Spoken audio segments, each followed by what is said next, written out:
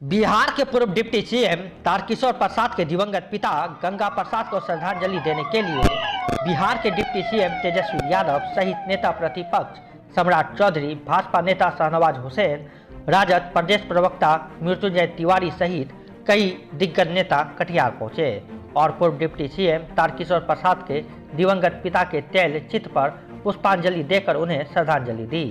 वहीं पटना वापस लौटने के क्रम में मीडिया से रूबरू होते हुए नेता प्रतिपक्ष सम्राट चौधरी और राजद प्रदेश प्रवक्ता मृत्युंजय तिवारी ने तमिलनाडु में हो रही हिंसा पर जमकर एक दूसरे पर तीखा राजनीतिक हमला बताया।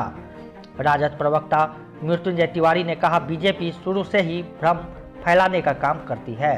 सूबे के मुखिया नीतीश कुमार और डिप्टी सीएम तेजस्वी यादव पूरे मामले पर नजर बनाए हुए हैं और बिहारियों पर हो रही हिंसा पर सरकार कार्रवाई कर रही है। वहीं नेता प्रतिपक्ष सम्राट चौधरी ने कहा, देश में कहीं भी अगर बिहारियों पर हिंसा होती है तो बीजेपी चुप नहीं बैठेगी। मौजूदा सरकार को उन्होंने बिल्कुल फेल्योर बताया और कहा कि जब तक बिहार में एनडीए की सरकार थी, रोजगार के साधन, उद्योग और कल कारखाना लगाने की तैयारी जोरों पर थी, लेकिन जब से नीतीश जी राजद के साथ गए हैं, एक बार फिर से जंगल राज कायम हो गया है।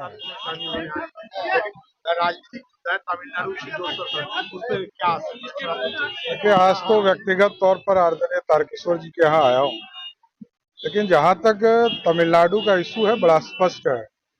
बिहार के एक भी मजदूर पर यदि लाठी चलता हो, कहीं पर किसी की हत्या होती हो, तो ये दुर्भाग्यपूर्ण है। इसलिए हम लोगों ने मुख्यमंत्री जी से जाकर आग्रह किया था कि आप इसकी जांच कराइए और एक टीम गया और पूरी जांच कर रही है।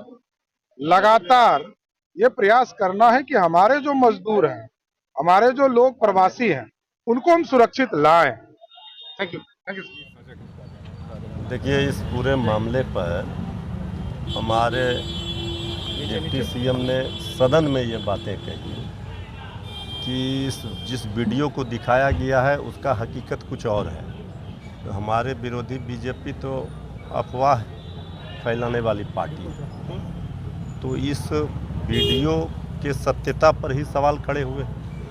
बाकी आदरणीय मुख्यमंत्री जी ने जो अधिकारियों को दिया है, जिम्मा सौंपा है कि हकीकत क्या है, वहाँ की सरकारों से भी बात हुई है, लेकिन सदन में डिप्टी सीएम तेजस्वी यादव जी ने अपने वक्तव्य में दिखाया कि किस तरह से वहाँ के डीजीपी ने वीडियो जारी करके ये बातें कही है। लेकिन सर, डीजीपी दो बात कह रहे हैं। एक जगह कह रहे हैं कि एक जगह तो बिहारियों की वजह से हुआ और दूसरी जगह प्रॉब्लम थी जो अम्बेडकर के लोग जो भी होंगे, लेकिन एक बयान तो उनका स्पष्ट है कि ये मामला से उन्होंने स्पष्ट इनकार किया है, जो हमारे विरोधी जिस बात को लेकर के हाय तौबा मचा रहे हैं।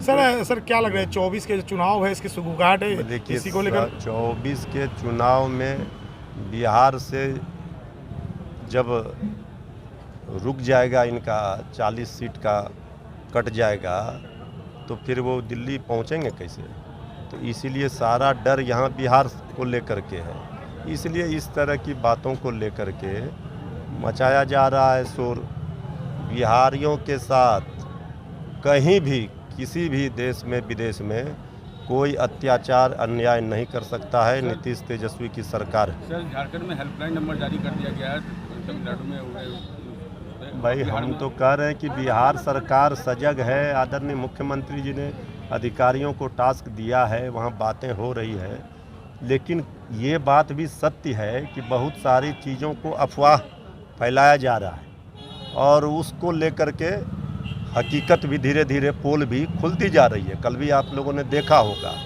तो जो अगर कहीं कोई मामला होगा तो उसका संज्ञान सरकार लेगी, गंभीरता से। सरकार गंभीर है। में जो चुनाव हुए हैं उत्तर के 3 राज्यों में, बहुत स्थिति अच्छी नहीं रही। देखिए, पूर्वोत्तर राज्यों की स्थिति, वहाँ पर स्थानीय स्तर पर जो उम्मीदवार होते हैं, क्योंकि हम लोगों का पार्टी तो राष्ट्रीय जनता दल राष्ट्रीय पार्टी भी रहने का सौभाग्य हुआ है। कई प्रदेशों में हमारे विधायक रहे हैं, सांसद रहे हैं, लेकिन नागालैंड में हम लोग चुनाव लड़े, हमारे उम्मीदवार